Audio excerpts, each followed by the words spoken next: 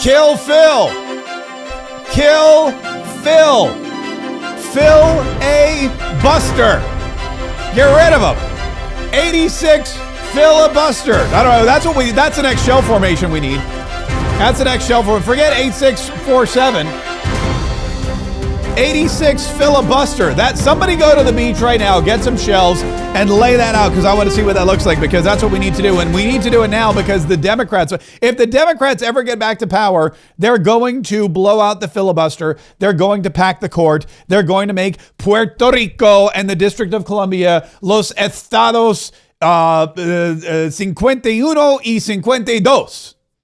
I believe that's correct. I haven't spoken Spanish in a long time, but that we know it's going to happen because they've told us it's going to happen. We know it's going to happen because they reiterated. The Democrats have already tried to blow out the filibuster and pack the Supreme Court and make more states so that they can have a Democratic majority in the Senate forever, and they were stopped. And the ridiculous Republican Majority Leader John Thune, what a tool this guy is. He doesn't even realize that he's being played. He doesn't even realize the power that he has. He doesn't even realize the damage he's doing to this entire country by not killing the filibuster, because Hakeem the Dream Jeffries, Senor Sombrero himself, yesterday, may have been this morning, after the Supreme Court verdict, basically said, he went off, man. He's so mad. This guy, he said, we are going to pack the court. We are going to blow out the filibuster. In the next Congress, if the Republicans lose the House of Representatives and if the Republicans lose the Senate, all bets are off. In the new Congress, we're going to have to do something about this Supreme Court. And let me be very clear. Everything is on the table. Everything to deal with this corrupt MAGA majority that is issuing political opinions that are designed to bolster the prospects of the Republican Party, and we will not allow them to succeed. Heard my dogs there in the background. They agree, Leader Jeffries. There's Midas touches dogs, agree with Hakeem Jeffries. What does that tell you? Listen, there's a couple problems with what he just said. First of all, it was stupid. That's the first thing. Second of all, it was in his signature loud tone, and by the way, I don't know if you saw this. Ron DeSantis, oh my God, Ron DeSantis did an impression of Hakeem Jeffries. It was spot on. I thought I was watching Hakeem Jeffries. We gonna do maximum warfare against Republicans. Florida Republicans, you F around, you gonna find out all this stuff. I mean, that's exactly what he said. It's exactly what he sounds like, right? Well, we have the clip. Our message to Florida Republicans is F around and find out. I mean, I'll be honest with you, I can't tell the difference. Which one, that's what we should play a game. Which one is Ron DeSantis and which one is Hakeem Jeffries? We gonna do maximum warfare against Republicans. I think is that Hakeem? Oh no, that's Ron. Oh man, he's so good at that. Florida Republicans, you F around, you gonna find out all. I mean, it's just, I love my governor so much. I got a great governor and he's a great impressionist. How amazing is that? How many people can say their governor does great impressions of Hakeem Jeffries? But Hakeem Jeffries, he's so mad, he's so furious. He's going to pack in the new court. Congress, we're going to have to do something about the Supreme Court. And let me be very clear. Everything is on the table. Yeah. Everything to deal with this corrupt MAGA majority that is issuing political opinions. I have a question for you. Do you remember? Let me take you back to February. Do you remember? Was it February, March? Anyway, a couple months ago, President Donald Trump was furious with the Supreme Court at the decision they handed down. Was it, I forget what it was. Was it birthright citizenship? No, that's not back yet. It was some other decision. He didn't like the way they decided. It was the tariffs. Duh. The Supreme Court comes back and they hand down this tariff decision and they say Donald Trump's tariffs are unconstitutional and Donald Trump cannot charge these tariffs. And all of a sudden, Donald Trump's like, what? WTF? Now we got to give back billions and billions of dollars in tariff revenue? Are you insane? Do you know what kind of damage that's going to do to our country? He was furious at the court. Amy Coney Barrett, when they got to the State of the Union address, everyone was saying, what's he going to say to Amy Coney Barrett? And he was very cordial. He shook her hand, but they were like, this is so awkward. Donald Trump meeting Amy Coney Barrett and Neil Gorsuch and all these justices that he appointed who just voted his tariffs down. His signature economic policy of charging tariffs across the board, his Supreme Court nominees just axed it. And now here it is, 2 months later, Hakeem Jeffries trying to convince people that this is a, what do you call it? A MAGA, an extreme MAGA Supreme Court. I gotta hear it one more time. I gotta hear it one more They're time. designed to bolster the Here it is. MAGA majority, deal with this corrupt MAGA majority. Corrupt MAGA majority. If it were a corrupt MAGA majority, would they vote down tariffs? If it were a corrupt MAGA majority, would Donald Trump be firing off Truth Social posts about how disappointing they all are? He and John Roberts, the Chief Justice of the United States, has actually had to come out and publicly refute things President Donald Trump has said. And he's come out and admonished President Donald Trump and said, you are interfering with the checks and balances and yada, yada, yada. And then Donald Trump, remember, famously a couple weeks ago, went to the Supreme Court. And that was the birthright citizenship case. He went to the Supreme Court. It was a case with his name on it. He sat in on the proceedings. A president of the United States has never, ever, ever, ever, ever, ever, ever, ever, ever, ever done that. And the media was furious. Donald Trump is trying to intimidate the Supreme Court. Donald Trump is trying to intimidate the justices to vote in his favor. Yes, he was so intimidating sitting there, not saying a word, not protesting, not glaring at him, just sitting there listening, as is his right to do as a citizen of the United States of America, on a court case with his name on it. And all of a sudden now it's a corrupt MAGA court. If it were a corrupt MAGA court, we'd have tariffs and Donald Trump would have stayed home that day, knowing that his corrupt MAGA Supreme Court justice nominees would do his bidding. But that's not what it is. That's not what it is. It's actually just the Constitution. And that's why Hakeem Jeffries is so mad. MAGA majority that is issuing political opinions that are designed to bolster the prospects of the Republican Party. It's not a political opinion. It's literally not. It's a constitutional opinion. It's about race. Racism is not a political issue, or at least it should not be a political issue. We all know that it is. But racism is not a political issue. What the Supreme Court said yesterday is, hey, listen, it's not that you're political. It's not that there's too many Republicans. It's not that there's too many Democrats. It's that this district that you created in Louisiana is racist. And it's about the most racist district we have in the entire United States. It cannot stand. This cannot happen. This is about as racist a thing as we've ever seen. So we're going to say it's unconstitutional because it is. And Hakeem Jeffries doesn't like it because it weakens his power. There was another Hakeem Jeffries thing. I'll find it here in a minute. Speaking of race, a couple of other people were speaking out about this. One of them was political savant Whoopi Goldberg from The View, who I guess because she's black, she's the only black woman on The View. No, Sunny Hostin.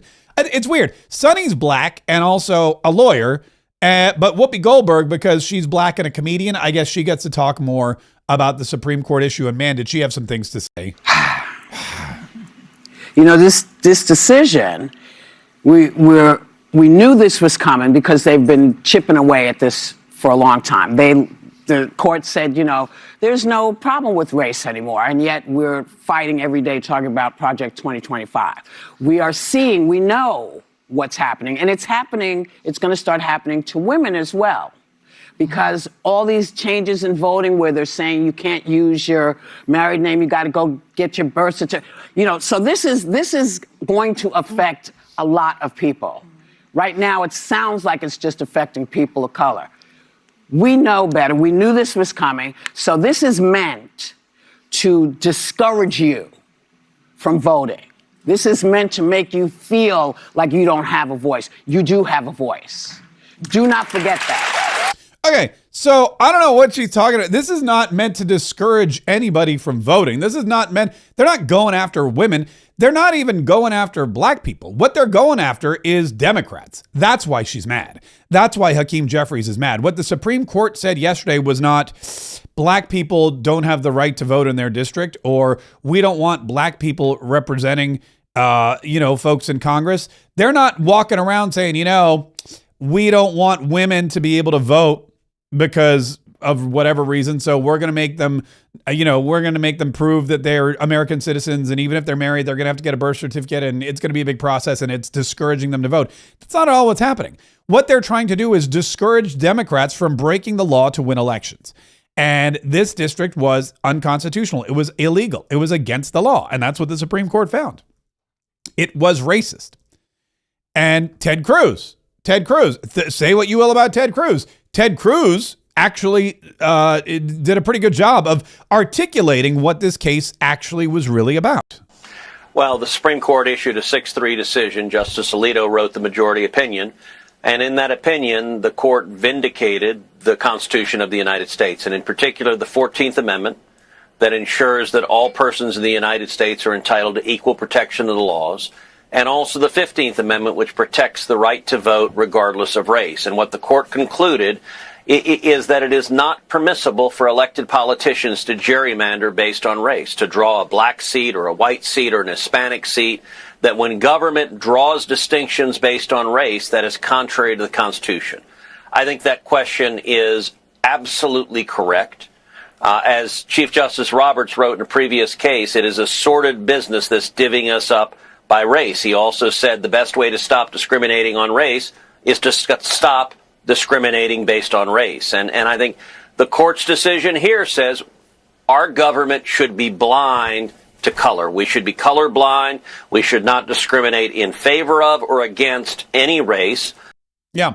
And if you look up the word racism, which I'm pretty sure nobody's ever done, at least not these people that are screaming racism, the people that scream racism, the Democrats mostly, and it's not black Democrats, it's all Democrats. They scream racism. This is racist, blah, blah, blah, blah. They don't even really know what the word means. They don't know that racism means you are treated differently or denied special access or opportunity solely on the color of your skin. And that's not at all what this is about. When you divvy up a district and you say, hey, we're going to make this district majority black, that is actually the definition of racism. When you say we're not going to make a district majority black, we're just going to make a district, geographically centered, that is not racism. But when you do that, the Democrats realize we don't have as good a choice of winning anymore, so we're going to have to scream racism and do something about it. And Scott Jennings pointed this out on CNN pretty well yesterday. I mean, he always points it out pretty well. So they can have a voice. Well, it's an interesting proposition you raised that they're not represented. My friend Patrick Ruffini sent out an interesting statistic tonight. There are 58 members of the House who are black. It's a record, actually. A majority are actually elected from plurality white districts. We're so racist in America. You've got white people electing African Americans to Congress in record numbers. Are those people in the South? They are not in the South. Well, Tim Scott is. As far as I know, Tim Scott is. That's one. That's one example. That's one example. And so that's not 58. And so the issue is racism. It is inherently racist to draw lines and divide people up by race. I mean, the definition of it would be we're going to divide ourselves up by race and say only a black congressman can represent black people, only a Hispanic congressman can represent Hispanic people. That is patently illegal but the under issue U.S. is law. they were trying to and it also makes and it also makes no sense when you consider that we're all Americans and we can vote for whoever we want. And often, according to the statistics, we do. But the issue is here, the map that they were fixing put all of the black people in Florida in one district. Right? That's not right either. You can't do that and say you have fair representation now. Yes, white people should vote for black people. Black people are going to vote for white people. And they should. But you also shouldn't put all of one race in a whole state in one district and say we're going to operate. We're going to allow you to operate here, and we're going to operate outside of you everywhere else. Interesting debating point. So your issue is with percentages and representation. So you're saying that you can't put all the people who effectively have the same political persuasion in one district. They may not. All black people don't think the same. Well, but by voting historically, recently, they voted 80, 90% Democrat. And he pointed out there are also black people representing majority white districts. For example, Tim Scott in South Carolina is a senator. He's black, and he is in a majority white district. White people who are not racist in that district said, we would like you to represent us. Think about that. Think about how not racist that is. A majority of white voters looked to a black leader and said, "You're black, we're white. We would like you to go be our representative." So clearly they were not basing their decision on skin color, because they're saying this black man can go to DC and represent us, be our elected representative for the state of South Carolina. And he can do it, and we have no problem. In fact, he's going to be better than the white guy he beat. He's better than Lindsey Graham. Anyone's loaded. I have a pair of scissors on my desk that would represent South Carolina better than Lindsey Graham. And same thing we hear. Look at Byron Donalds. He's running for governor now. Okay. Byron Donalds is, I don't know if you know where Byron Donalds is from, but Byron Donalds is from Naples, Florida. And Naples, Florida is a very wealthy white retirement type community. And the white wealthy retirement type people in Naples, Florida voted for Byron Donalds to be their congressional representative several times. And Byron Donalds went up and said, "I'll go represent white people. I'll go represent you." Why? Because they didn't base it on race. They based it on who was the best and the most qualified. And now he's probably, there's still a bunch of stuff going on. He's running away right now with the governor's race here in Florida. There are other contenders. There are other people that want it, but Byron Donalds is the clear front runner. He's got more of the money. He's got more of the support. He's got Donald Trump's endorsement. He's on he's everywhere all the time, this guy, and he's got name recognition. It's a tough row to hoe for anyone else in the race. And the majority of Florida this is not a majority black state. I don't think there is one. But the white voters are probably going to go to the polls and vote in numbers, record numbers for Byron Donalds. And if they were just going to vote based on, color, I don't know, James Fishback, who would win? There's like Paul, what's his name? There's a bunch of white dudes that are running. They're not winning. As of this point, if the election were held today, they would not win.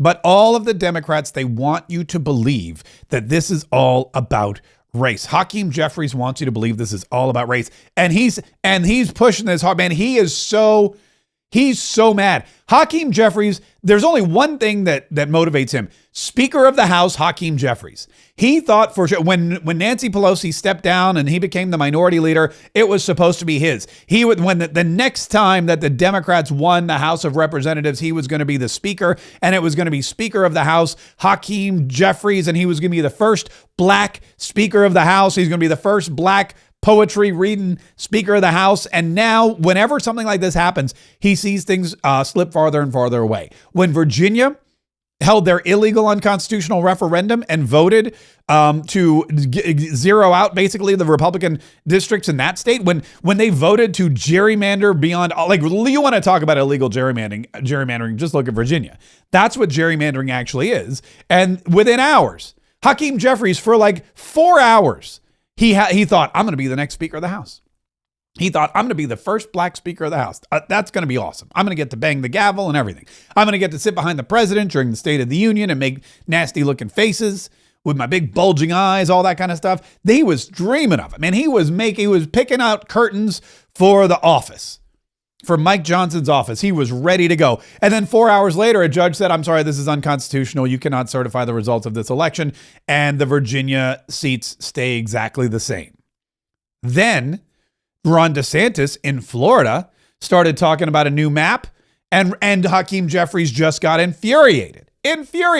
Then yesterday in Louisiana, he lost even more seats. And now you've got Tennessee. Where is it? You've got, today, here's what's going on. So what's her name? In Tennessee, Marsha Blackburn in Tennessee. She yesterday or today said she's calling on Tennessee based on the Supreme Court verdict yesterday to redistrict all of the Democrat count. Like she wants it to be a blood red state. She wants every single representative in Tennessee to be a Republican. I think the legislature should come back in immediately and go into special session and redraw these lines. If you want to talk about how to cement a Republican majority, how to make certain that you have conservative leadership in this country, this is the way to do it. And indeed, there is a workable, defensible map that would give Tennessee all 9 congressional seats. So my hope is the legislature will take this up immediately. So Marsha Blackburn says, you know what? We don't want any. We just want strong conservative leadership. So we don't want any of these B words. Pardon me. We don't want any of these. We don't want any of these B words or D words or whatever. We don't want any of these folks representing us because they don't represent us. They're horrible. So let's just redistrict Tennessee. We'll take all 9. I don't even know how many. I think the Democrats have maybe 2, maybe 3. But she's like, no, we can defend a new map that gives us all 9. That's easy peasy lemon squeezy. Jeff Landry in Louisiana, he suspended the election, the primary. Get this. Jeff Landry in Louisiana, he's the governor of Louisiana. He yesterday, after this Supreme Court hearing, he went home and he goes, well, this district is illegal, so it's unconstitutional. So I guess what I have to do now is, I have to suspend the primary election, which was set for, gosh, was it May? Here, let me see. Gunther posted it earlier today. Yeah, here we go. Boom. Louisiana Governor Jeff Landry moving fast. He is preparing to suspend the House primaries originally set for May 16th so Louisiana can redraw their congressional maps for the 2026 midterms. Thank God for the Supreme Court. This is interesting because the mail-in ballots have already gone out. It's a May 16th. Think about this. 16 days from tomorrow, this was supposed to happen. A little over 2 weeks. The ballots have already gone out. And now Jeff Landry's like, oh, hold the phone. Whoa, whoa, whoa. Hold your horses. We ain't doing none of this. We ain't doing none of this. We've got illegal, unconstitutional districts. And because of the Supreme Court, we've got to stop this. They're going to push the primary back. The Florida primary is already in late August, so we have plenty of time to hash that out. And the filing deadline has already been pushed back by Ron DeSantis in preparation for, because he knew this was going to be coming. So you've got Louisiana that's halting their primary election and they're going to redraw their districts. You've got Tennessee with Marsha Blackburn hopefully redrawing their districts. It looks like, the Senate voted in Florida last night for this to, it's just waiting now for the governor's signature. And I imagine he's going to sign it today, tomorrow. Maybe he'll wait till Monday. I don't know. Here's the thing. The longer he takes to sign it, the less time there is for it to go through the courts. And Ron DeSantis, he's a pretty strategic thinker, right? Not only is he a fantastic governor and an amazing impressionist, but he is a strategic thinker. We're going to do maximum warfare against Republicans. Florida Republicans, you F around, you're going to find out all that stuff. So Ron DeSantis he knows he's got a plan in place. He knew to push back the special session because he apparently knew when the Supreme Court was going to come back with their decision. They did it just hours before they voted on the new maps. The Senate has now put forth the new maps, and now he's going to sign it at supposedly peak time, the perfect time. I don't know what time that's going to be, but it's going to be the perfect time. And then, of course, Hakeem Jeffries and the Democrats are going to just lose it. They're going to lose their marbles. Hakeem Jeffries' hopes and dreams of becoming the next Speaker of the House of Representatives are going to go up in smoke. Probably crack smoke, because Democrats like to smoke crack. Most of them. At least they just sound like they're smoking crack most of the time. So it's really amazing how quickly this has turned around. And the Democrats thought they'd come up with a way in Virginia to save the day and seal their feet and take away the House of Representatives so that they could, and really it all goes back to President Donald Trump, so that they could just impeach President Donald Trump again. That's all they want. All they want to do is impeach President Donald Trump. Oh, and defund ICE. Oh, and open up the border and everything. They want to stop everything good in this country. They want to bring back everything bad in this country. And they want to put Donald Trump out of the Oval Office, but for good. And if it means a third or a fourth impeachment, man, they're going to do it. They don't care, because these are the same people that are going to blow out the filibuster so they can pack the Supreme Court. These are the people who are going to blow out the filibuster so that they can give statehood to Puerto Rico and DC. These are the same people who are going to do anything at all. They don't care about laws. They don't care about the Constitution. They don't care about power. They don't care about any of that stuff. What they're going to do is anything they can do to make sure that they never, ever, ever leave Washington, D.C. And that would be bad for the rest of us. Marsha Blackburn's right. If we want to save this country, we've got to cement conservative leadership. And if it means wiping Democrat districts off the map, so be it. So be it. If they don't like it, they can try to win some governorships. They could come up with better ideas. That's really what it takes. That's all you really need. You need to come up with better ideas, a better agenda, sell it to the people, come up with things that Americans are going to look at and say, you know what, that's a good idea. I'm going to vote for that because that's a good idea. Instead, they don't do that. They go, you know what we're going to do? We're going to let kids have transgender surgeries, and we're going to not tell their parents about it. And we're going to come up with 48 different genders, and we're going to let boys compete in girls' sports and win all the medals and punch them in the face when they're boxing in the Olympics. We're going to put tampons in the men's room. We're going to do all this ridiculous stuff. We're going to open up the border instead of closing it. We're going to let illegal immigrants come in here and terrorize you and shoot you and, harm your family members and steal stuff and take your jobs. And you're going to have to pay for it with your tax dollars. That's what we're going to do. That's all that we're going to let Somalis come over here to Minneapolis, Minnesota, and we're going to let them defraud the government. That's what the Democrats, that's their plan. And the voters go, no, we don't want any of that. And instead of the Democrats saying, okay, we'll come up with better ideas, the Democrats go, too bad, we're going to gerrymander Virginia and we're just going to do it anyway. Luckily, there's more Republicans, there's a constitution, and there are courts that understand the difference between gerrymandering and what's happening here in Florida, which is fixing wrongs, righting wrongs. That's what it's all about. Speaking of righting wrongs in Minneapolis and the Somali fraud, J.D. Vance was talking about Tim Walz, who, get this, Tim Walz is now trying to take credit for the FBI raid. The FBI went in and they raided, and really Nick Shirley's the only one that should be taking credit for any of this. Nick Shirley went in, and Nick Shirley figured out that these Somali immigrants were defrauding the government with their daycare schemes and their transportation schemes and all these other schemes that they got going on. And he blew the lid off of it with his now award-winning YouTube series of videos. And now the FBI goes in, the FBI realizes, oh yeah, there's fraud. Oh yeah, there's corruption. They're emptying out, boxes and boxes of documents, and they're doing investigations and they're hauling people in. And Tim Walz, who we all know was aware of the situation, signed off on the situation, probably benefited from the situation, is now trying to take credit. He went on X and said something ridiculous like the reason the FBI is doing this today is because we worked with them diligently. And J.D. Vance, he threw cold water all over that. Governor Walz being commented on by Vice President J.D. Vance, comparing him to an arsonist trying to claim credit for the work of the fire department after he tried to take credit for the fraud bust in his state. Watch. We know that he turned a blind eye towards this. I mean, you have people, Will, who came into this country, many of them illegally, and 6 months later they're driving Mercedes despite the fact that they don't have a job. That doesn't happen without some defrauding of the American taxpayer. And one former state trooper sounding off, saying fraudsters knew Minnesota was a state to target. More than once, I heard an owner or employee respond when we asked where they first learned about the daycare scam. They would say they had first heard about it while in the refugee camp in Kenya. These individuals told us that they had heard you could run the scam in a number of different states, but it was easiest and you could make the most money doing it in Minnesota.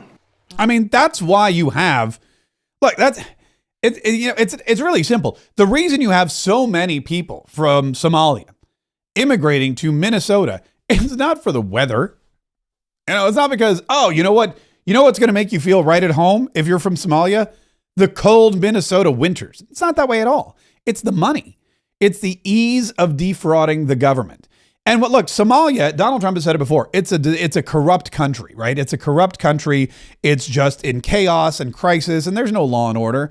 And so when you come from Somalia, you don't have the same kind of law and order principles. You don't have the same kind of moral turpitude that we have, or the moral values, that you have here in the United States of America. You don't have that pride, right, in your country, because your country's Somalia, and it's a crap hole. So you come over here and you're like, hey, I can actually get money from the government to create one of these fake daycares. Great, I'm going to do it. And then what do? You call back to Somalia, you tell everybody about it, more people come, and they go to Minnesota.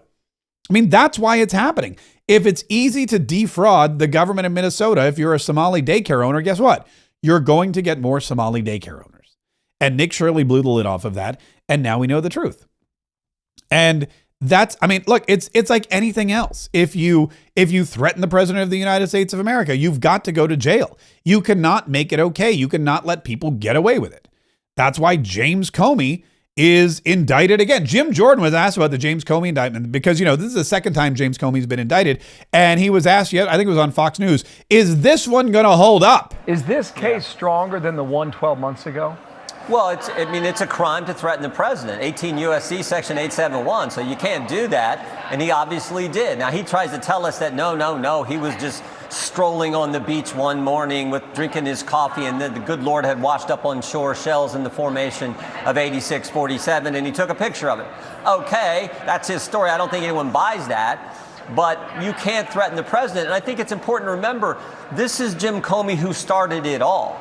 This 10-year attack on the president of the United States, on President Trump, started with Comey and remember, he took the dossier that he knew was garbage. He's the guy who took it to the secret court to get the warrant to go spy on President Trump's campaign. He's the guy who leaked the memos. He's the guy who leaked classified information through his buddy, Daniel Richman, to the press. So this is that guy, and now he tells us, I didn't do anything wrong, when we all know what this means. Everything you listed, he's not being charged in this case. I understand that. We'll see what it says this afternoon. So, the other side's going to say, look, the president's just going after his enemies, and so are Republicans. What do you think about that charge? No, I think Todd Blanche is doing good work. It shouldn't be lost on anyone that the very week that the Southern Poverty Law Center gets indicted is also the week that there was a third assassination attempt on the President of the United States. And the Southern Poverty Law Center has been out there for 8 years paying $3 million to foment hate and divide the country.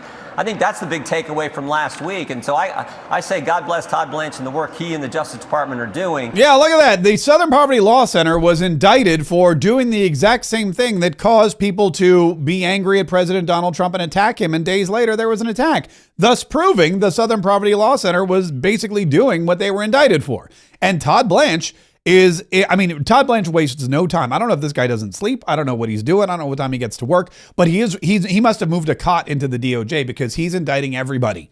Like every day there's some new action. Every day there's some new indictment. And James Comey, he did the thing. James Comey actually took a picture on the beach of the shells and posted it on Instagram. And then he went on TV. He went on the Stephen Colbert show to laugh about it. And he talked about it. And now he's got to pay the price. He's got to pay the piper, so to speak, but he thinks he's going to get away with it. He thinks he's going to get away with it because he thinks he's better than everyone else. Tim Walz thinks that he could get away with this, or thought he could get away with it because he was governor. He was better than anyone else. This is what the Democrats think. They think they can do whatever they want. They think they can get away with whatever they want. Eric Swalwell, perfect example. This guy was a sleazeball, still is, lech, sleeping around, kissing hookers on the bed, video everywhere, grabbing staffers. One woman now accusing him of sexual assault and drugging her and choking her and all this horrible stuff that this guy was doing. And he thinks he can be governor of the state of California. He thinks, who cares about all that stuff I did? No one's gonna come after me. I'm gonna be the next governor of the state of California because I'm Eric Swalwell and I'm just better than everybody. It's what they all think. Jasmine Crockett literally said it. Jasmine Crockett literally said on some talk show yesterday, I'm better than everybody else in the country. Listen to this. I'm a black woman in America. So, some people are just like, oh, but you're a congresswoman. I'm a black woman first. And so, the level of disrespect that is continuously lobbed against us as black women, for me, I'm like, wait a minute now. I am one of the 535 most powerful people in this country. And for some reason, you think we on the same level, but you're going to disrespect me? Like, it's not going to happen. It's not going to happen. It's not going to happen. So. Look at that. Listen to it's on Sherry. I guess, is that Sherry Shepherd? I don't know. Listen to what she says. She says, I am one of the 535 most powerful people in the country. I am one of the 535 most powerful people in the country. That is such a gross misrepresentation of what Congress is supposed to be. Congress people are not powerful people. The people are powerful, and Congress represents them. But Jasmine Crockett doesn't think that way. Democrats don't think that way. Some Republicans don't think that way. They think they get elected to go to Washington, D.C. so that they can be powerful. And she literally just said it. A true congressperson, a true representative of the people, does not believe that they're more powerful than the people that they represent. And Jasmine Crockett just said, I'm one of the 535 most powerful people. You are not on the same level as me. I am one of the 535 most powerful people in this country, and for some reason you think we on the same level, but you're gonna disrespect me? Like, it's not gonna happen. Like, It's not gonna happen. We are not on the same level. I am your representative in Congress, which means I am better than you. I'm your representative in Congress, which means I outrank you. We are not on the same level. I am up here with the other 534 powerful people in the country, and you are way down there. By the way, Congress people are not more powerful than senators. The White House has a lot of power. There's a lot of people behind the scenes who have more power than anyone in Congress. There's business owners. There are people with money that really make the decisions and never hold a political office. Jasmine Crockett, she's lucky if she breaks the top 10,000 most powerful people in this country. There are so many more people with so much more to offer, pulling so many more strings with so much more money than she has. She's living in a fog. In fact, Jeff Bezos, this is great. I don't know if you saw this. This is an article I saw. I'm all about this. Get this. Amazon is discussing an Apprentice reboot, okay, with Donald Trump Jr. as a potential host. Bring that on, man. I'm about that every single day. I'm shocked it took this long. The Apprentice, if you don't know, Donald Trump hosted The Apprentice for like 15 years, 14 years, something like that. Whole bunch of, he had The Apprentice, he had The Celebrity Apprentice. You're Fired was like a big thing. It was one of the biggest hits on NBC. Mark Burnett, the genius behind Survivor, was the one who created it with him. And everybody watched The Apprentice. Bill Rancic became a household name, super rich. Now he owns a bunch of restaurants. Married Juliana, what's her name? Rancic. I forget what her name was. It was like a huge thing. Everybody loved The Apprentice. And then he brought in his kids. He brought in Ivanka and he brought in Don Jr. And it became kind of a family affair. And so now that President Donald Trump's brand is bigger than ever, now that he's in his second term, now that Amazon streaming of The Apprentice is through the roof, people are going back because they're so enamored with President Donald Trump and so infatuated with this administration. They're going back and they're doing marathons. They're binging old episodes of The Apprentice and The Celebrity Apprentice and everything else. Not the Arnold Schwarzenegger version, because that one sucked, but the rest of them. And so Amazon goes, we should do a reboot and we should bring back Don Jr., who I would point out was on the show. It would make sense. Makes perfect sense that you would capitalize on the popularity of the president. And it makes perfect sense that you would bring in the president's son, who is a former host of the show or a former judge on the show or whatever, to do the reboot. But what do people automatically think? That this is a grift. Look at this. Insane grifting. Critics rip Amazon after Don Jr. Apprentice reboot report. Now, I'm going to read a little bit. Amazon, this is the craziest thing to me. Amazon is reportedly looking to reboot The Apprentice, the reality TV competition that helped give President Donald Trump a national profile before he turned to politics. The Wall Street Journal said the company is considering Donald Trump Jr., who was part of the original show, as the new host, but has yet to approach the Trump family with the idea, which is still in early stages. It's unclear whether the president's son was even aware of the idea, and the company told The Hollywood Reporter that it has had only preliminary internal discussions. Now, look at this headline. Insane grifting. Okay? Insane grifting. They're saying that Donald Trump and Donald Trump Jr. are using their connections with Amazon and Jeff Bezos to bring back an NBC reboot of The Apprentice. But they don't have any knowledge of it? Donald Trump Jr., Donald Trump, the Trump family, the article itself says, we haven't even approached. Nobody's even approached the Trumps to see if they would want to do this. Nobody's even approached them. We had an internal discussion. There was an internal conversation. It's so early, and I'll be honest with you, there's nothing. No one's even talked to Don Jr. Don Jr.'s off hunting somewhere. We don't know where he is. He could be, who knows what he's doing. But he hasn't even been talked to about this.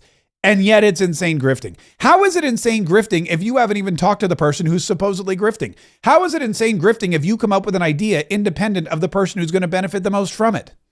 This is unhinged liberal lunacy at its finest. So, of course, I'm going to take this article. I'm going to run it through RightPen. RightPen, the conservative AI. And man, I got to tell you about this party we had yesterday, but I'll do that in just a minute. Here's what they left out of this article.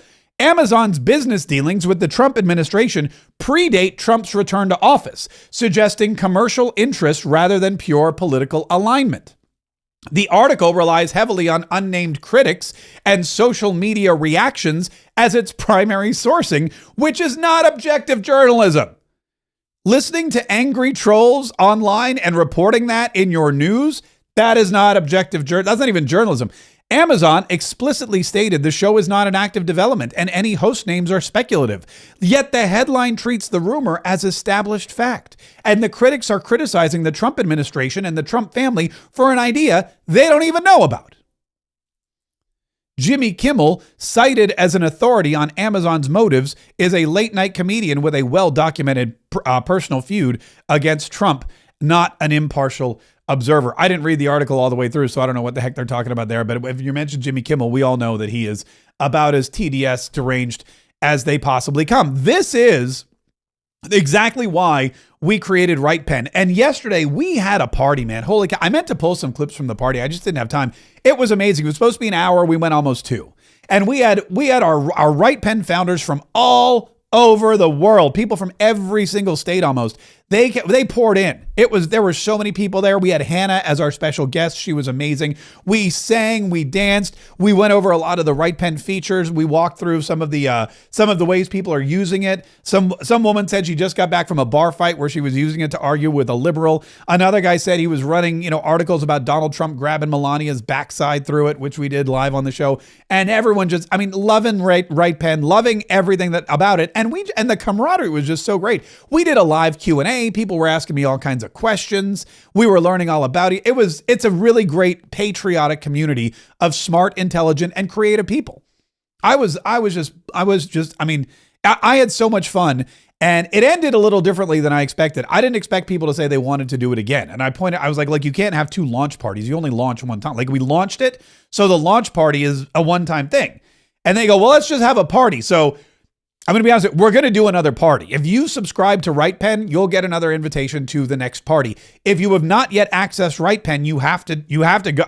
Not only is this tool, as we pointed out yesterday with the AP and our ability, and within minutes, we got the AP to rewrite their fake news headline. Not only is it a powerful tool, but the community around it is just so incredible. And some of the new features that we're developing, I'm so excited about. And there's going to be another party.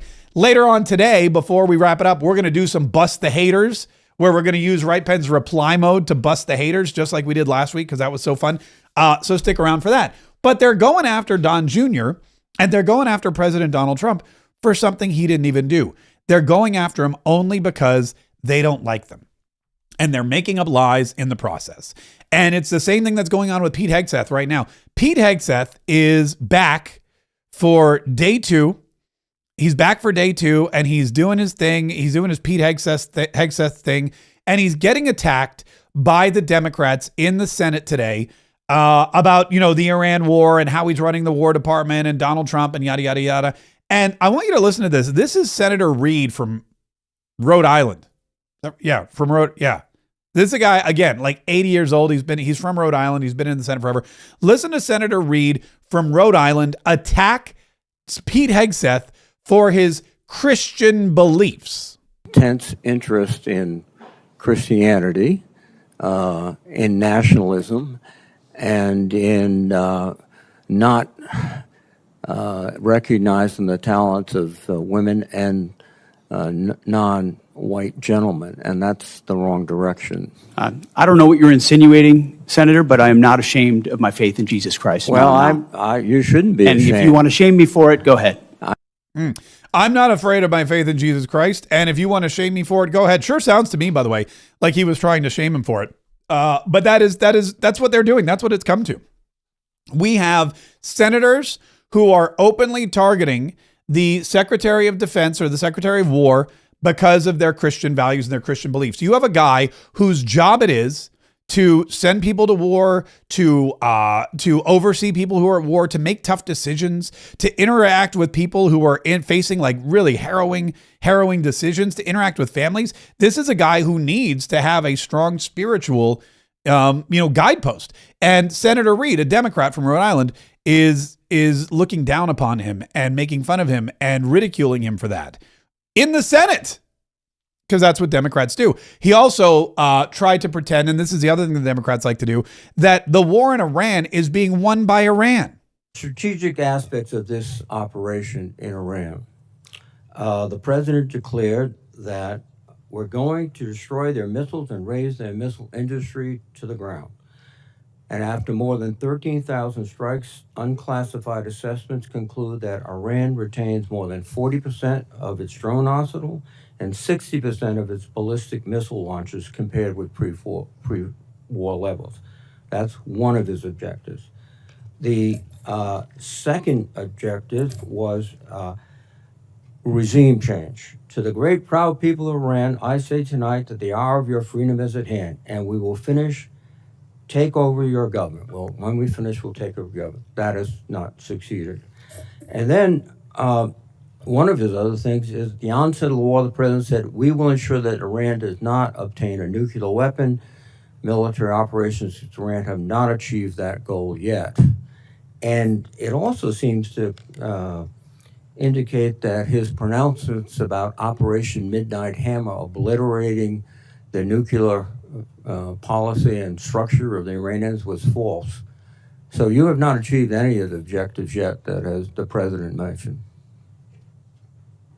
Well, in this setting, I won't talk about the nature of metrics, which are classified, as you know, Senator. But I can say that looking at the objectives we set out to achieve from the beginning, some of which you laid out, our military objectives have been stunningly effective. Take for example their defense industrial base. They're completely incapable at scale at any level of reconstituting the capabilities you referred to, which is a devastating result for any country. Especially one whose ambitions are as wide as Iran's. So we've put the president in a very strong position to ensure Iran never gets a nuclear weapon. That's the takeaway that's been underneath every single aspect of this. For 47 years, Iran's trying to blackmail its way to a nuclear weapon. They were closer than ever before because of bad deals under previous administration. President Trump was willing to do something about it and not allow their conventional missile shield. That's the North Korea strategy. That's, to be clear, what Iran was pursuing. Hiding their nuclear ambitions, revealing them over time, and then building a conventional shield of missiles so powerful that no country would challenge them for fear of what would happen if they unleashed that arsenal. Weakened after the 12-day war in Midnight Hammer, which did obliterate their sites, President Trump saw an opportunity, because their ambitions continued, to ensure that umbrella of nuclear blackmail did not allow them to get to a nuclear weapon. And the world is safer because of his bold and historic choice. Yeah. So that's basically the Democrats in a nutshell.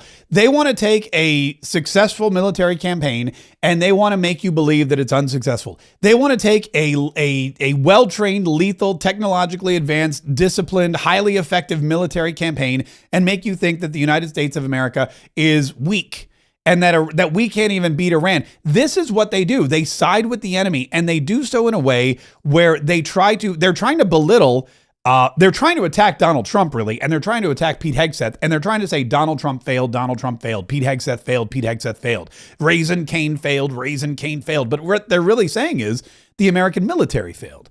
And not only is that not true, but that's just very offensive to millions of Americans who are serving in the military and their families, their spouses, their friends, their loved ones all over the country.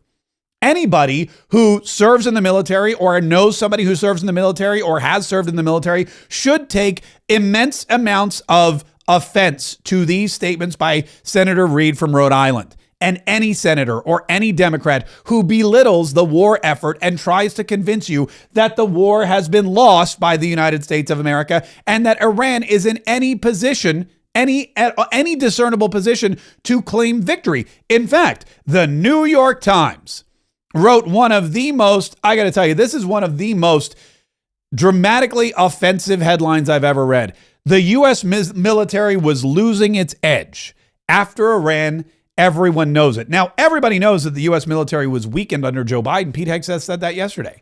But the fact that what they're trying to do now is say the military was losing its edge, which under Joe Biden was true. We had Lloyd Austin as the Secretary of Defense. He was horrible. He took off in like the middle of the night for weeks. Nobody knew who was even in control. Joe Biden was the commander in chief, and we didn't even know if that guy was alive half the time. He wouldn't even come to cabinet meetings. His wife had to sit in for him. It was just a debacle. Barack Obama was in the basement whispering something into somebody's ear. But now they're saying after Iran, everyone knows it. What they are insinuating here is that Iran has won the war. Iran has defeated listen to what they write. The U.S. military was losing its edge. After Iran, everyone knows it. They purposely use the words losing and Iran in here to make you think that we lost the war in Iran when it's been a stunning success. I am, just for kicks and giggles, and I already know the outcome, going to screenshot this headline, and I'm going to run it through WritePen. And what WritePen's going to do, and this is one of my favorite things to do, is it's going to take a red pen and scratch out the lies, and it's going to write in the truth, just like my high school English teacher did on my term paper. I had a lot of red on that term paper. Here we go. The U.S. military got even stronger. After Iran, doubters silenced. Amen, sister. Hallelujah. Thank God for WritePen. That is exactly right. The U.S. military got even stronger. After Iran, doubters are silenced. Nobody's looking around after Iran saying, wow, you know what I'm going to do now? I'm going to mess with the military from the United States. No one is looking around going, oh, you know what? America? Yeah, I think we could take him. The King of England is here. He's back at the White House. Do you think the King of England is going to go back home and report, we could probably get the colonies back if we tried? You know what it is? The U.S. military is losing their edge. I read it in the New York Times. No. He's going to go back and say, hey, listen, you guys probably got to make good with Donald Trump because he's capable of basically anything. And he's got the military to back it up.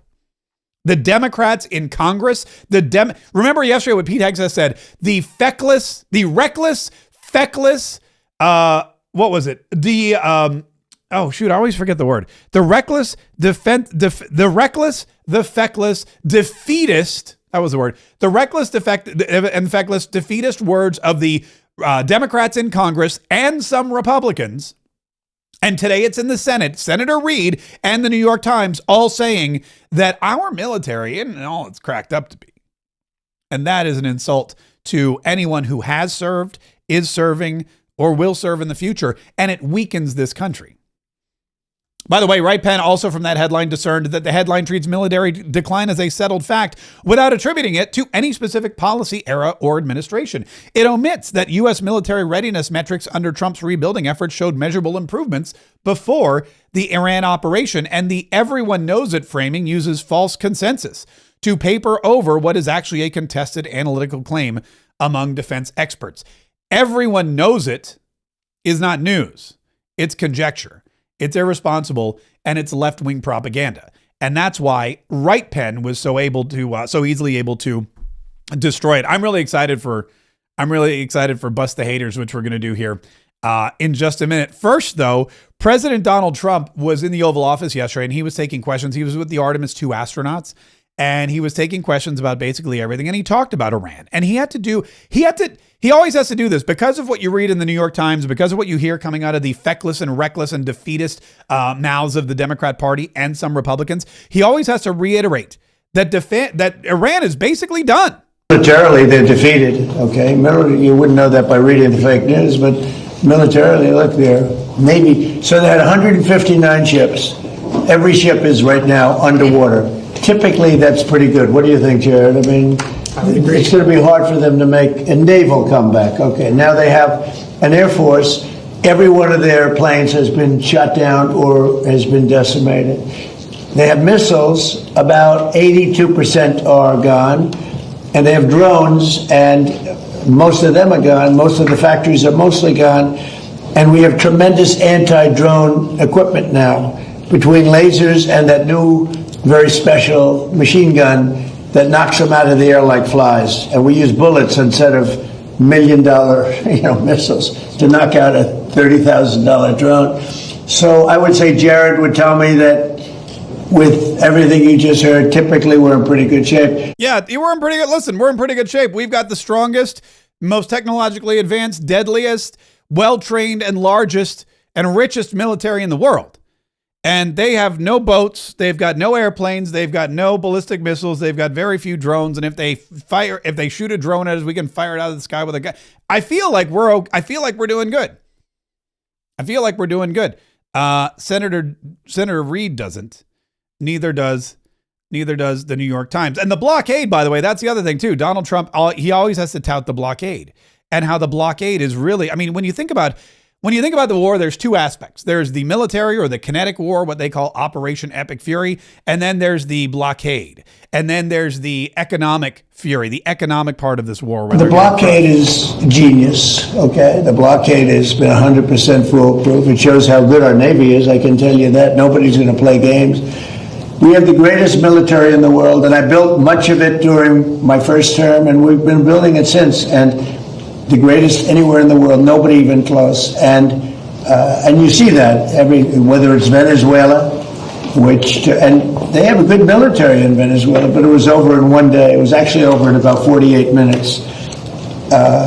Iran, the same thing. I mean, militarily, we've wiped them out. They have no military left. It's all the Navy's at the bottom of the sea. The Air Force is never going to fly again. We've got an amazing military. Now they have to cry uncle. That's all they have to do. Just say, we give up. We give up. But their economy is really in trouble. So it's a dead economy. By the way, speaking of, I'm glad he brought up Venezuela. There's something going on in Miami that has not happened in, my lifetime, maybe, a very long time. There's something going on in Miami, and planes are leaving Miami and they're going to Caracas. And that has not happened. I can't remember. A real sense of excitement here at gate D55 in Miami International Airport. That's something you haven't seen up on the board for the past 7 years. Caracas, Venezuela. American Airlines going to make the first commercial flight to Venezuela from the U.S. in 7 years due to unrest in that country. It just hasn't happened. For a lot of people here in Florida, it's going to be a chance for some to reunite with their family members. We are going to be able to see our families. They're going to be able to come and see us. This is amazing. So all of us, the Venezuelan community here in Miami, are so happy. And now it's connecting the two countries. So amazing. They're pulling out all the stops here, Cafe Con Leche, Free Arepas, and they're just starting to board right now. This is a symbol, not just of reunions, but in how much has changed in Venezuela over the past 117 days since Nicolas Maduro was taken by U.S. forces. The U.S. Embassy is opened up, oil is flowing to U.S. refineries, and now today, flights on a daily basis. Still a lot of hurdles to overcome in Venezuela, but for about 8 million people who fled that country after 25 years of socialism, this is a sign. Venezuela opening back up for business. Look at that. Cafe Con Leche and Free Arepas. Man, sign me up. I want to go to Caracas. It was 7 years, so I was way off. But in 7 years, they haven't been able to fly from Miami to Caracas, Venezuela. And now today they are. And people are ecstatic. They can see their families again. Their families can come here. They can get free Cafe Con Leche and arepas, which, I mean, I've been to the airport a ton. I've never gotten free anything. I don't get free. I have to pay, you know how much I have to pay for coffee at the airport? It's an insane amount of money. Arepas, I've never actually bought one at the airport, but the food also is not inexpensive. You know, but you know, you're locked in. That's the thing. When you're at the airport, you are locked in. There's no place to go. So they're going to charge you whatever. They're going to charge you whatever it is they can. Listen, we're going to do something now that I've been waiting all week for. Ever since last week when we did this, I've been waiting to do this again, and this is called Bust the Haters. And you know what? I meant to get some game show music, but I just didn't have to with the party last night. Maybe I have some. Let's see if I have anything that's similar to, I thought I had some game show music. Maybe I do. Let me see what I got here. I'll pull up some audio and, wait, where's my audio? Oh, here we go. Maybe I have some good games. Oh, here's one this is called Game Show. Oh, maybe that'll work. Okay. All right. I guess we're going to, this is all we have. So it kind of sounds like porn music, but that's okay. It's time to play Bust the Haters. And the way we play Bust the Haters is we go into one of my random Facebook posts, we find the haters, we clip their comments, and then we run them through Right Pen's reply mode live. Then what we're going to do is we are going to have you vote. In fact, I think can I pull up the, I don't know if I can pull up the, oh, there it is. Here we go. We're going to bring the comments up on the screen so you can vote live and you can tell me 1, 2, or 3, which one do you like the best? And whichever one you guys select as the best is the one that I'm going to reply with live. We're going to literally, I'm going to use your votes and reply mode on Right Pen, and we're going to do this. We're going to do this live, which is going to be just so much fun. Let me see if I can move this over a little bit. Yeah, there we go. All right. So first I have to do, go ahead and type something in the chat. Let me make sure that the chat's working. There we go. Oh yeah, now we got some people chatting. Fantastic. All right, so first thing I'm going to do is I'm going to go to, and this is something you can do too. If you have Right Pen, if you've accessed Right Pen, the conservative AI, this is one of the best parts about it. There's so many great things, but this is really one of the best things. One of the best things about it. You go to, let's say you get a DM or a comment on here's a post I did this morning. This morning's 47 Daily Podcast. And we got a lot of haters on it for some reason. I'm not really sure why. Here's one. Y'all forgot when the mob laughed at Trump when he did the casino thing. Said he'd never be a real mobster. Think a different one embraced him? I don't know about that. Trump is a fat joke and it gets even more worse every day. I think we found our first Bust a Hater contestant. Kella Phillips Red Wing. Kella Phillips Red Wing. Let's go to Right Pen, shall we? And let's upload the screenshot of Kella Phillips Red Wings. Trump is a fat joke and it gets even more worse every day. Here we go. Wow, fat joke and grammatically incorrect. Truly a masterclass in political discourse that's definitely changing minds. It's a good one. That's number 1. If you want to vote for number 1. Personal appearance attacks with zero policy substance means your argument died before it started. That's 2. What specific actions or decisions are you actually criticizing? Because fat joke tells us more about your argument than his. That's a pretty good one too. Those are the 3 choices we have. Go ahead and write in the comments right now if you're on Facebook or YouTube, or I know we have a lot of people on Twitch still that are watching. Write in the comment 1, 2, or 3, and whichever one gets the most votes, I'm going to copy that live, and then I'm going to show you just how easy it is to bust the haters using Right Pen. 1, 2, or 3. Put it in the comments, and we'll see which one. I know which one I like. So far, I don't see any comments for any of them. I got 1 for 1. We have a vote for 1. We have a vote for 2. That's not the one I would have picked, but okay. Do I see any 3s? I got a 3. I got a bunch of comments coming in now. It got stuck. We got a bunch of 2s. Mostly 2s. All right, I would have picked 3, but it's your guys' game. So look, Sniper copied. We copied the Sniper. It's called Sniper. There's sarcastic Sniper in question. Now we just go back to Facebook. We go back to Kella Phillips Red Wing. We hit reply, we paste, and we send. It's that simple. This is so much fun. All right, next one. Let's see what we got here. I hope now evil people watch their word. That's not going to see. Oh, here we go. This is great because this one's personal. Mark is the great Trump troll paid by Republicans. Now, I'm going to be honest with you. The Republicans do not pay me for what I do. I would gladly take their money if they did. I'm not one of those people that's like, like if the Republicans wanted to send me checks to keep talking about Donald Trump, I do it anyway. So I might as well get paid for it. But here we go. Maryland Tand. Oh, what happened to the music? Keep playing. There we go. Maryland Tand. Let me, what's going on? Let me copy hers and we're going to run her through reply mode on Right Pen. And then Right Pen's going to give us, here's what happens. It's going to give us 3 new options for this particular comment. We're going to vote again on which one we like the best, 1, 2, or 3. And then we're going to reply live in Bust the Haters. So what she said is Mark is the great Trump troll paid by Republicans. Here's the first sarcastic entry from Right Pen. Calling someone a paid troll with zero evidence is totally solid journalism right there. Number 2, great Trump troll paid by Republicans is 3 separate accusations with zero proof attached to any of them. And question number 3, what actual evidence exists that Mark is paid and by whom specifically? Or is this just a feeling dressed up as a fact?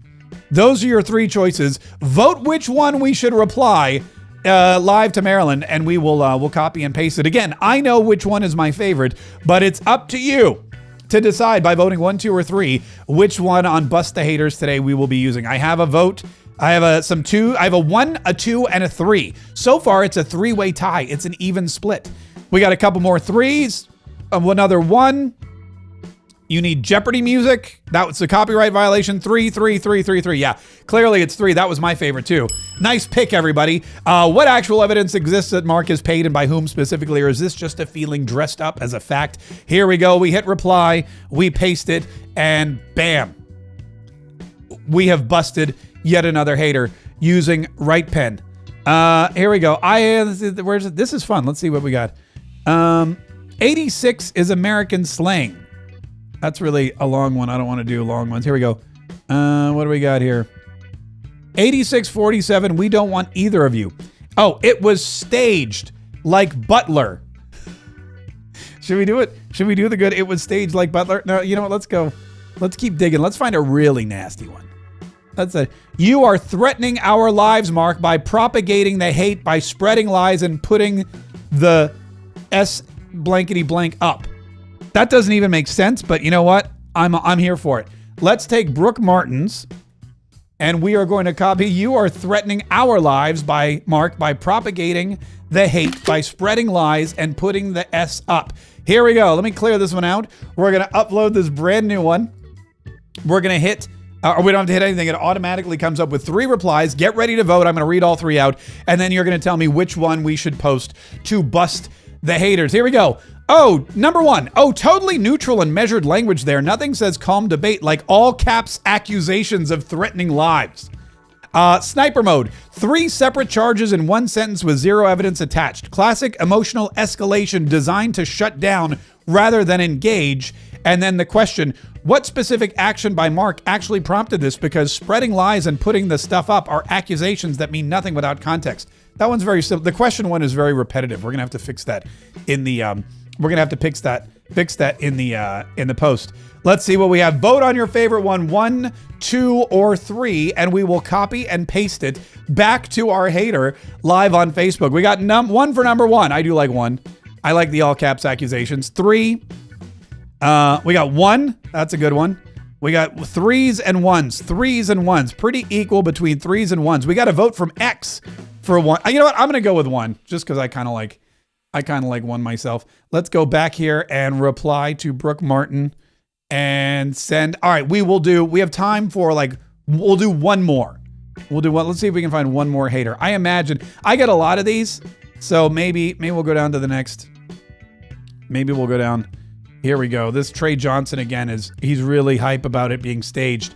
But every time I post, I get these messages in my DMs. I get them on my posts. Sometimes I get email, and I'm sure you do too as well. Here we go. Mark, what's your opponent on the junk? Let's see, bunch old hags. Mark should be on the EIB network, 12 to 3 p.m. nationwide. These are great comments.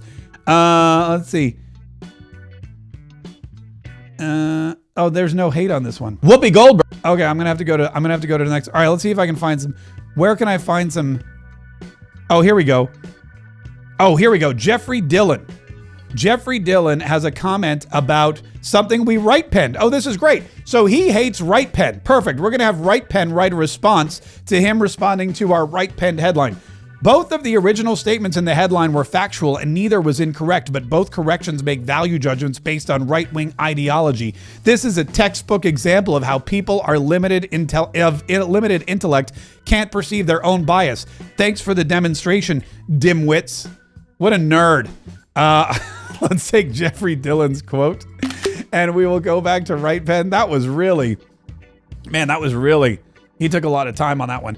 Here we go. Let's see what RightPen says about Jeffrey Dillon saying people that RightPen is biased. Because I don't buy that at all. Jeffrey calling others biased while using dimwits and limited intellect is peak self-awareness. Truly a textbook example of something. Number 2, he accused people of not perceiving their own bias in the same breath he called them dimwits. The irony did the work for us. Number 3, If the original statements were factual and neither was incorrect, why does Jeffrey assume only one ideological lens could possibly correct them? That one's way too intellectual for me. 1, 2, or 3. This will be our final reply, so make it a good one. If you haven't yet voted today, 1, 2, or 3. What reply are we sending to Jeffrey on our Facebook post? 1, 2, or 3. I got 2. I got a 1. I got a bunch of 2s. I have a bunch of 2s. I got a 1 coming in from X. I got 2. Yeah, I like 2 as well. I think 2 is the clear-cut winner. The irony did the work for us is such a great line that I would hate to not use it. So let's reply to Jeffrey Dillon, and bam. There we go. There we go. Right Pen does it again. This is fun. I'm going to keep collecting the hate. And I got a lot of it. Like I said, if you want to do this for yourself, you can do this anytime. If you want to bust through the headlines and if you want to stop the spin, go to rightpen.ai. Rightpen.ai. You can go and you can get yourself a subscription right now, instant access. And like I said, we're going to be doing another party. We're going to be doing another party because the party was so exciting and everybody loved it so much that they begged me, do another launch party. And I said, we can't do another launch party, but we will do another party in the month of May. Join Right Pen right now and you will get that invitation. Don't forget to subscribe to this channel too. Subscribe to this station, or whether it's YouTube or Facebook, wherever you're watching. If you're listening to the podcast on Apple Podcasts or Spotify, make sure you tell them you want this podcast every single day. We do it, and we do it a lot. We've done it like every day for the past 2 weeks. I have not podcast in weeks. Sunday, Saturday, we've got stuff going up all the time. So make sure you subscribe because we're going to keep doing this. We're going to keep bringing you the entertainment you need. We're going to keep bringing you the information you need. We're going to keep giving you the tools you need, like Right Pen, like this podcast, like this community of Catriots, liberty loving, freedom defending Catriots from all over who are always ready, willing, and able to help you do whatever it takes to fight